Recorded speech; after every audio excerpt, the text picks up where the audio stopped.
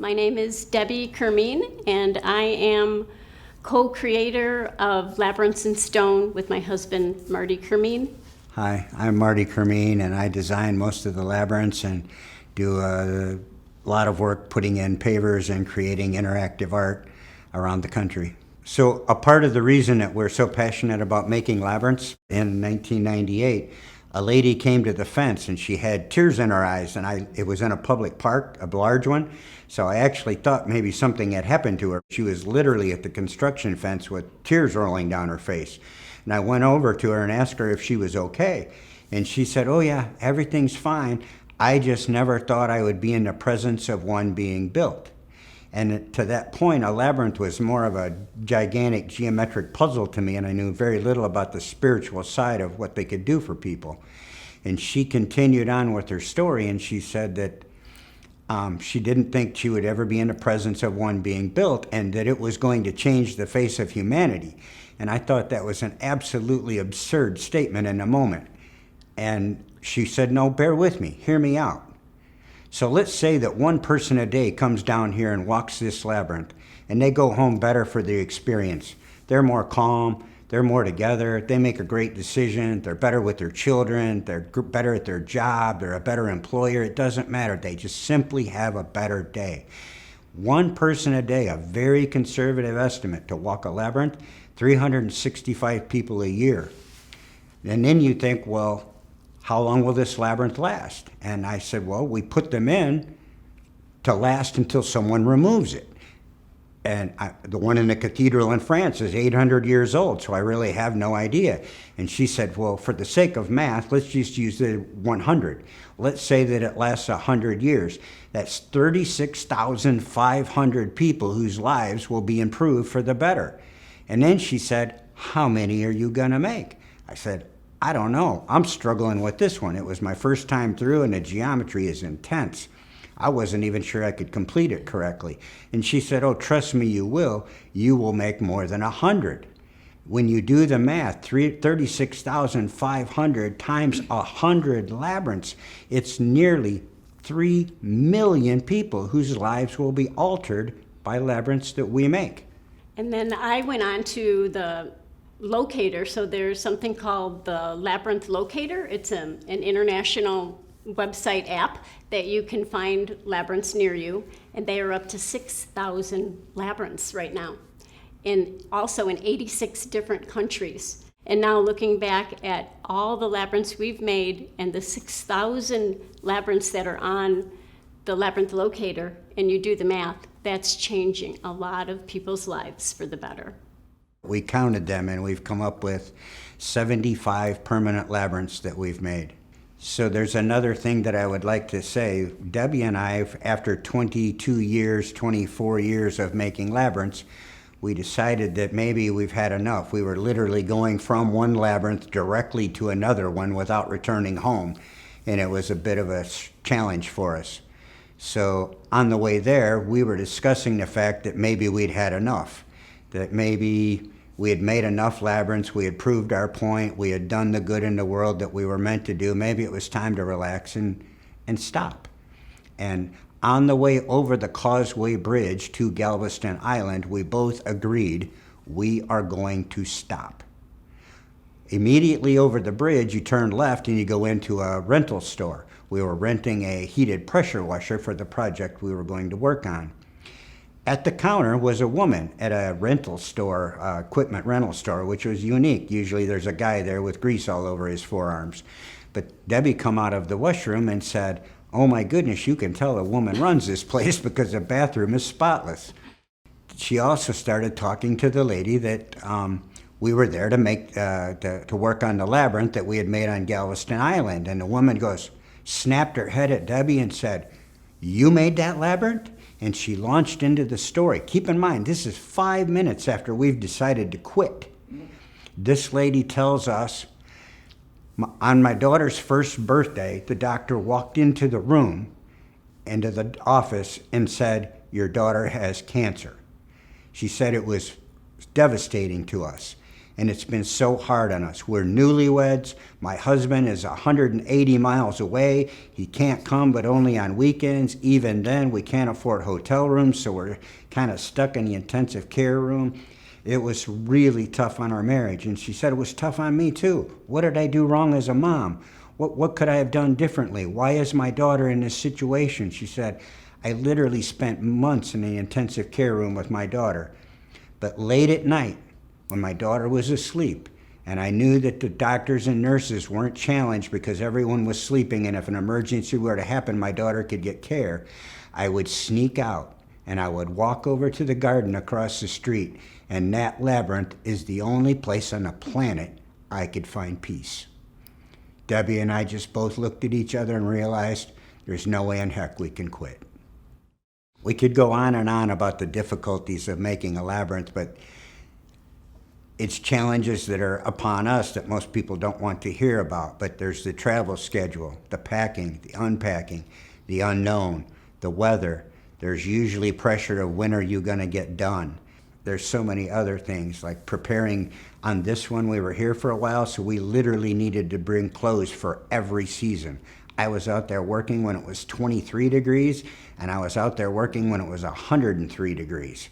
So there's those types of challenges. There's multiple rain days in a row where you get tired of waiting in a hotel room and you go out in a raincoat and work anyway. The challenges of being a traveling labyrinth maker are immense. And it also can have stress on relationships. There's so much anxiety. I do most of the computer work, most of the answering of emails, most of the correspondence. Marty doesn't do much typing. In fact, Very little. very little typing. So I do all of the administrative stuff. I also am the one who works a lot with the spirit of the land. So every morning, I'm drumming and I'm calling in the spirit and blessing the land and the plants and the animals and the people who will walk. Marty's more of the geometry, the cutting of the pavers, the figuring out how many. That was a very good explanation, but Debbie's being humble. She literally does every aspect at some point. She carries bricks, she puts in bricks, she's out there in the heat, she's doing her part in that. She literally touches every aspect of it. If it was not for her, we would not have done this. It would be literally impossible. But I think one of the key things that she does for us as labyrinth builders is sometimes I get off the rails and I get angry or I get frustrated. I'm wanting to vent at something, someone, someplace, somehow. And often, more than often, she puts me back on track and knows the right words to say to get me back where I need to be instead of in the stressed out manic place that I'm at. And what we excel at is taking in the input from the person who's commissioning the project and taking in input, what is their desires, what is their needs, what fits their situation, and trying to custom design a labyrinth that fits that need. We've done, like in this one, we made it huge, and there was a reason for that. The reason it's so large, 5 times the size of the one in the cathedral in Chartres, France, square footage wise. The reason for that is you already had a very large one that you're accustomed to that sits out there in the parking lot. If we'd have put a small one in, we would go, where's the rest of our labyrinth? You have huge groups that come here that need to be accommodated that a smaller labyrinth might not fit. And you have some very specific architecture here. Not only is it large, which fits the large labyrinth, it has arches, which I tried diligently to accentuate by taking the lines of the labyrinth and wrapping them around the U-turns. In the area between the U-turns, I made little tiny bricks that are reminiscent of the clay tiles on the roof of all of the structures here. So we do custom design projects. One in Laguna Niguel, California, had a mountaintop view looking across Orange County to the other side of the county at Saddleback Mountain. So we made an oblong or horse racetrack shaped labyrinth so that when you stood at the entrance, the view accentuated Saddleback Mountain's peak on the other side of Orange County Valley. So, and many, many others to simply accommodate the needs and desires of where it was going to be installed. So as far as a favorite labyrinth goes, Debbie and I probably have separate ones, but I think there's criteria that go into it. Was it the people that were there? Is it the beauty of the surrounding? Or is it the profoundly needed location? So I could list mine, and Debbie would probably have a different list. My favorite ones, I think putting one at Walter Reed for the returning veterans for the federal government was profound, not only for the veterans getting some relief and stable ground for them to be on and some help in their healing. Having the federal government recognize the value that labyrinths have in today's society, I thought was just a really, really big moment in our career. The other thing would be the beautiful place. That Laguna Niguel location I mentioned earlier is just stunning. It's in a botanic garden, and it couldn't possibly be in a more beautiful location. But then there's also people. Sometimes it's a little bitty place in the middle of nowhere like Tonkawa, Oklahoma, and it means so much to the town of 3,000 people. They couldn't possibly embrace it more than they did, to the level of every night they would bring their grills down to the park and have a potluck dinner for everyone in town. Every day we were there. So I think to say which one is the favorite, they would be favorites for different reasons. Yes, and the one here at Unity, so important to us for so many reasons, because of what Unity represents, because of Myrtle and Charles Fillmore and all their ancestors and their belief system, and the labyrinth fits so well here. In addition to that, we have the aspect of this one is in the center of the country. It's on what the Labyrinth Society, of which Debbie and I are founding members, has supported a thing called the Art Line Across America. Go ahead and talk about that for a minute. So the Art Line Across America is all kinds of labyrinths, different places that are all on the 39th parallel. So it's like this line of beautiful interactive art labyrinths that are all connected through community and through being on this, like a ley line going across America. And Unity's Labyrinth is right on that beautiful art line. And in the center of America. To me, it almost feels like the middle of the labyrinth is a navel of America. Or the center of the universe. Yeah, that too. It's such an iconic location here too. I mean, we talked about the fact that people come up and talk to us about what labyrinths have done for them or meant to them or how it altered their life. Some locations are more than others. The one behind the church in Shreveport probably doesn't get as much activity as the one in Audubon Park in New Orleans. But we know this one will probably have more walkers than probably more than all the others combined. So that is really profound and important.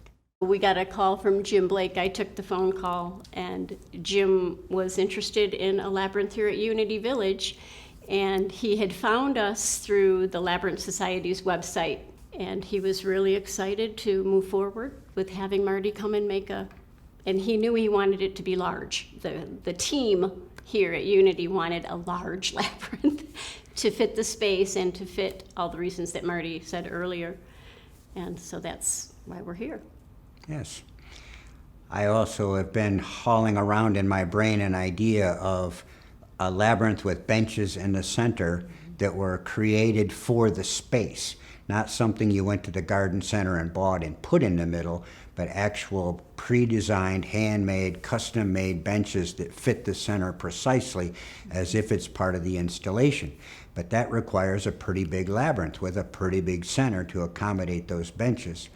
Also, I thought that lighting under those benches, making a soft glow in the evening, not floodlighting, but a gentle glow that's inviting, that invites you into the labyrinth, was a crucial part of it. And I had had this vision for probably 18 years, and when I expressed it to Jim and he then took it to the team, they embraced it quickly, and it was, yes, that's the one for us. So it seemed to be a perfect fit. The question we get asked most often, it's usually the first question, every way from first graders to committee chair people, is how many bricks are in it? And that's a very difficult question because I don't know which bricks you're supposed to count, because there's some pieces out there I've cut that are 1/4 of an inch by 3/8 of an inch.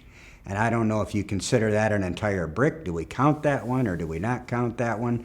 So it's a difficult question to answer. I generally tell people there's approximately 5 bricks per foot, which is a really random, sort of vague number to apply to it. But let's say it's 5 bricks a foot. This one has 7,100 square feet inside of it. So the quantity of bricks is kind of an unknown thing. One thing I do know is we could not fit it all on 6 semis. We had to hire the 7th semi to bring all the material here.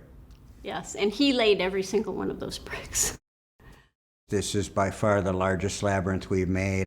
If you walk from the starting point, the pausing stone we call it, and we'll explain that in a minute. If you start at the pausing stone at the entrance and you walk to the very center of the labyrinth and back out, you are literally at 3/4 of a mile. It's like 8 feet off from being precisely 3/4 of a mile, in and out.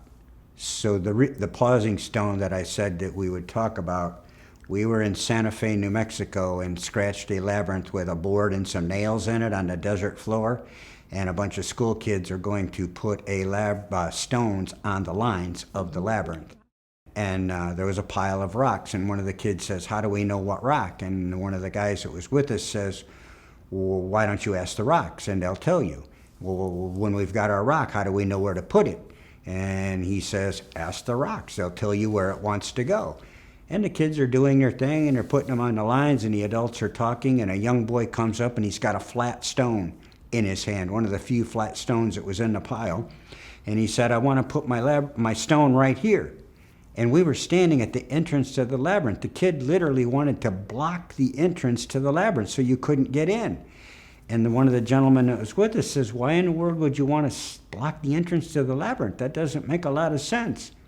And the little boy, who's probably 8, looked at him and said, "Because the stone told me it's the pausing stone."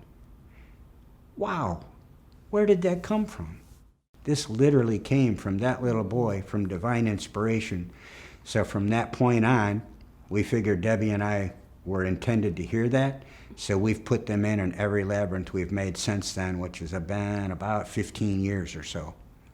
And there will be one here, which will be tied to the winged globe that's going to go into it, and to a small stone that's the same size that will be in the center to denote the exact center of the labyrinth, which is a question we also get asked quite often, which is the exact center stone. We're going to denote where it is this time. Mm-hmm. But when I was looking in the archives, I was invited up there to look around and be inspired. I saw one of the, from 1896 or something, I'm not sure of the date, one of the first booklets that the Fillmores put out. Charles had put a version of a winged globe on there, and I thought, wow, there's the circle that I intend to put, but it's just got wings attached to it. And I even brought a blue stone to put there, which is very reminiscent of our blue planet. And I just thought it was a perfect thing. And of course, there is the team that needs to approve something like this, so I brought it up to the team so they could discuss it. And they wanted to go away from that very eagle-like wings to a more Egyptian type or current version of that winged globe thing. But I think that we're going to modify it just slightly, since there's at least 100 versions up there in the archive. I think that if I modify it just slightly, I can get it to fit the space a little bit better. And I think it'll be a nice, beautiful addition to the labyrinth. Everybody that's been involved in Unity ever throughout the years knows exactly what it means. Ascension. Beautiful. I couldn't find the word. Thank you. Debbie knew a tremendous amount about Unity when Jim Blake first called, but I was a newbie and had not paid much attention, and actually misunderstood what he said and thought he was telling me it was Unitarian. So I had a lot of digging, and fortunately there was a whole lot of YouTube videos that I could watch that brought me up to speed a little bit as to where I was working and what the meaning of the place and the intent was. So I knew nothing, and Debbie knew a tremendous amount. The labyrinth that we've created here is inspired by the one in the cathedral in Chartres, France. But we've left out the very intricate center that they call the Rosette Center. We shifted the entrance over to the right a little bit. So it is loosely inspired, meaning the sequence that you walk what path is the same as the one in the cathedral in France and the one that's been in the parking lot here. So it's inspired by that, but it's very loosely inspired by it. It's its own labyrinth. I think it would be appropriate to call it the Unity Labyrinth. The design for this labyrinth, because it's so large, took a lot of math because you want to keep the line and path relationship need to still be similar to the one in the cathedral. You can't have a little scrawny line out there and a big wide path. It'll look like somebody's spaghetti got lost out there. Or you can't have an over-dominating line and a little skinny path, so that ratio needed to stay fairly accurate. And also the size of the center calculates into that, so it should be relatively close to 1/4 of the diameter of the labyrinth.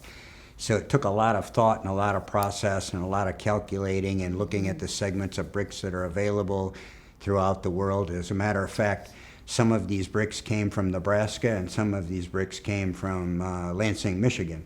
So we searched the globe to find the product we wanted to demonstrate the colors of the roof tiles and the sizes we needed and to make this what it needed to be. And as I said, the very long walk, I thought maybe someone would get to the center and think, wow, that was a long walk to get in here, and I would like to sit here and pray, meditate, calm, be with a group, think about a loved one. Or the labyrinth seemed like a great place for the benches. That was part of the design process. The scale of the labyrinth kind of dictated that some benches in the center were needed. So when you're making a labyrinth, the turns go where they go. And I'm very passionate about making each one of the turns look exactly like every other one of the turns. As if you go out there and look, each one of them is a replica of the other one. Each stone, each shape, where the stone is, how it's put together. So when you do that, then it creates a gap in the bricks that are in the path that connects the two turns. Even if the inner row of 6 in this labyrinth, there's 6 rows to make a path, rows of pavers, even if one of them works out, the next row is a longer distance, so it doesn't work out. And as you go outward, that gap grows. And those gaps, most landscapers would just cut it in. There's a hole, you cut a brick, you stuff it in there. And sometimes it's done in a pretty not attractive manner. So what Debbie and I do, I started calling them, when I saw a few of those stuffed in pieces, I said, oh my gosh, that looks like a booger. So we started calling the process of eliminating those by shuffling bricks and shaving bricks and slightly trimming bricks a blade width off to make those spaces disappear. We call that the debuggering process. It takes a lot of time to debugger. The debugger. boogers do not exist, and if you go out there and look, you're very hard pressed to find any place where I shaved or trimmed a brick to make it fit. So in essence, what's happening is we work for days and days and days at grueling work, shuffling, moving, and shaping bricks to make our work not visible. If you were to go up there and I had just cut in those simple pieces and you saw the booger sitting there, your thought process would be, oh my gosh, this must have been really hard. Look at all the bricks they had to cut to make this fit. But by doing the process that we do, that we've coined debuggering, by doing that, you don't notice it. It goes away. And the thought process never occurs in your mind. Therefore, it does not interrupt your meditation, your prayer, your walk. It just doesn't jog your consciousness. So in essence, what we do is we work incredibly hard to make our work not noticeable. So what does it take to make a labyrinth? Trust, patience, blood, sweat, and tears, and I've seen them all. Opening to the mystery. Lots of skill, tenacity, passion, dousing for energy, creating ceremony for the spirit of the land, construction knowledge, resilience to weather of all kinds. Boy, we've been tested here with that one. The desire to travel and to have new experiences around every turn, with really never knowing. I think one of the things that Debbie mentioned there was faith. When we first made our first labyrinth in 1998, we felt like we were in a dinghy in the ocean floating around and nobody really knew what a labyrinth was. We would bring up the concept of a labyrinth and people would look at us like we were from another planet, which we might be. But we had faith that if we just made the labyrinths, we knew they were the right thing for us to be doing. So we continued making them and helped found the Labyrinth Society. And here we are 22 years later. In 1998, a group of labyrinth enthusiasts that were spread out around the globe decided to meet in St. Louis and talk about the concept of supporting each other and forming a group, which was later named the Labyrinth Society, which I thought was a little pretentious because I'm not really a society type of person, but that's the name they chose. And the beauty of what I found in that group was they sat in a circle, and if you didn't have the stick, you didn't talk. And everyone there seemed to be smarter than me. It was just such a cool thing to be a part of it. Because of the Labyrinth Society, I feel that labyrinths are a global phenomenon. There's a resurgence now. If you look at a timeline of labyrinths, I mean, we can prove 3,200 years old. And if you look at a timeline of labyrinth enthusiasm, you can see rises and falls. It rised up here and decreases here. And usually that's during times of uncertainty on the globe. But right now is the biggest revival in labyrinth history. And clearly it's because of the internet and the fact that people can educate each other so easily. You don't need to travel by ship to go somewhere to tell someone about it.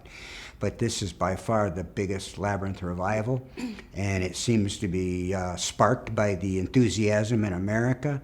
And Debbie and I feel just so incredibly blessed to be a part of that and to have made, I think we're to 75 permanent labyrinths now that are around the country, and Grand Cayman and Mexico City and Canada. It's an absolute blessing to be a part of something profound in human history.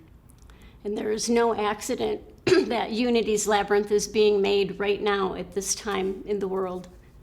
It feels so needed. In the heart of America. In the heart of America. On the art line. On the art line. And it's big and bold and beautiful and inviting, and I just think people are going to love it. I hope they do.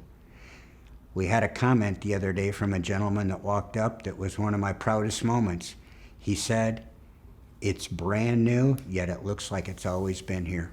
So what drives me personally to be a part of labyrinth making and all that goes with that is the connection to spirit and the connection to community and the way that labyrinths bring people together for healing, not only humanity, but also for Mother Earth and for all of the winged ones, the four-legged ones, and all of the elementals, all of the beings.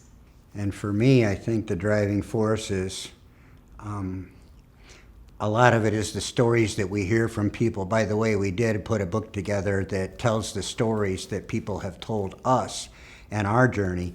This is what happened to me on your labyrinth last week, last month, last year. I think those stories are the driving force, the main part, and being a sculptor / artist all along, creating art that is also interactive and helpful to humanity is such a blessing. It's just hard to even articulate what it means to be a part of something so wonderful and beautiful, and to hear all those stories from people. It's just, it's jaw-dropping to be a part of something so big.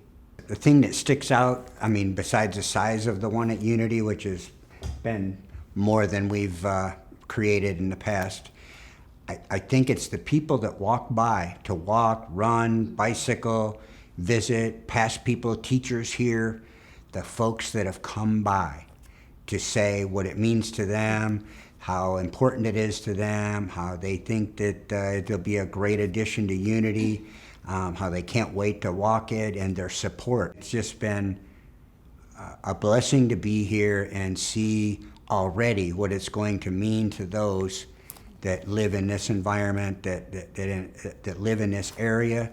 It'll be an often used space, as well as the incredible number of visitors that come to Unity that will take this knowledge home. Maybe they never knew what a labyrinth was, but they'll come here and they'll find out what one is, and maybe they'll go home and they'll want to put one behind their church or something like that. So I just think that it's a real blessing to be here at Unity and creating something so iconic in an iconic place in the heart of America on the art line with an idea I've been toting around looking for a place to put it for 18 years. It just all seems to be coming together as if it was always destined to be here.